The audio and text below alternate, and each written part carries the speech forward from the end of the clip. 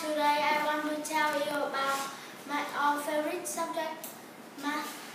There are a lot of good subjects in our school, but we like math the most.